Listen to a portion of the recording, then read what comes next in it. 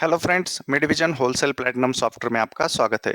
आज के इस वीडियो में हम परचेस रिपोर्ट में पीटीआर चेंज परचेस रिपोर्ट का एक रिपोर्ट है, वो आज हम डिस्कस करेंगे। इस रिपोर्ट में हम वो सब प्रोडक्ट देख सकते हैं जिस प्रोडक्ट का परचेस बिल में पीटीआर चेंज होके आया है या फिर एमआरपी चेंज होके आई है या फिर उसकी स्कीम चेंज हुई है। तो ऐसे जो भी प्रोडक्ट्स है उनका रिपोर्ट अगर हमें जनरेट करना है तो वो कैसे करना है, वो आज हम इस वीडियो में डिस्कस करेंगे। तो आइए वीडियो शुरू करते हैं। ये रिपोर्ट जनरेट करने के लिए हम सॉफ्टवेयर के मेन मेनू में डिस्प्ले रिपोर्ट के ऑप्शन में एंटर करेंगे।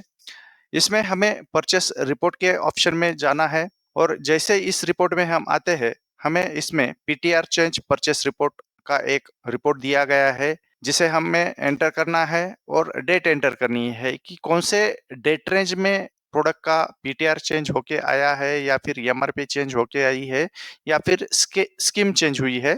तो वो डेट रेंज हम एंटर करेंगे। अभी हमें अप्रैल से लेके अभी तक के वो सभी आइटम चाहिए, तो हम ये डेट रेंज एंटर करके ओके करेंगे।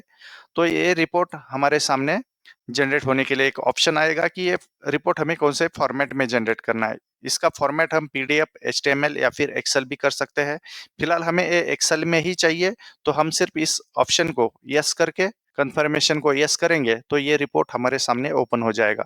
इस रिपोर्ट में हमें कौन से परचेस बिल में उस प्रोडक्ट का एमआरपी, पीटीआर या फिर स्कीम चेंज होके आई है, उस परचेस का वाउचर नंबर, प्रोडक्ट का नाम, उसका यूनिट कंपनी दिखाई देगा।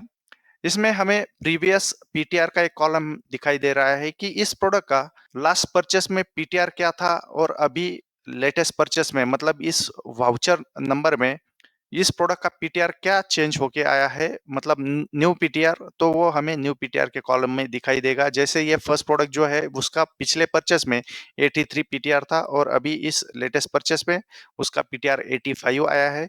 तो ये प्रोडक्ट के सामने हमें प्रीवियस पीटीआर में और न्यू पीटीआर में उसका पीटीआर दिखाई दे रहा है जो चेंज होके आया है। वैसे ही अगर उस प्रोडक्ट की एमआरपी चेंज होके आई है तो उसकी प्रीवियस एमआरपी और न्यू एमआरपी जो है वो भी हमें इस रिपोर्ट में शो होती है। और अगर स्कीम भी चेंज होके आई है तो वो भी हमें इसमें प्रीवियस स्कीम और न्यू स्कीम के कॉलम में शो होता है। जैसे कि इस आइटम को पिछले परचेस में कुछ भी स्कीम नहीं थी, लेकिन इस परचेस में स्कीम आई है, तो इस वजह से हमें प्रीवियस स्कीम में कुछ भी दिखाई नहीं दे रहा है और न्यू स्कीम में उसको अभी कितनी स्कीम आई है वो शो हो रही है। वैसे ही अगर हम सेकंड आइटम देखते हैं तो इसमें एमआरपी उसकी कुछ चेंज नहीं हुई है, तो प्रीवियस एमआरपी और न्यू एमआरपी में हमें ब्लैंक दिखाई दे रहा है और स्कीम जो है वो चेंज होके आई है।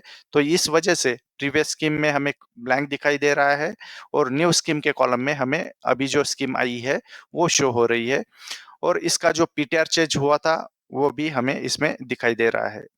वैसे अगर हम थर्ड आइटम चेक करते हैं तो इसमें पीटीआर जो है और न्यू पीटीआर जो है वो चेंज होके आया है, उसकी एमआरपी भी चेंज हुई है, लेकिन उसकी स्कीम कुछ चेंज नहीं हुई है।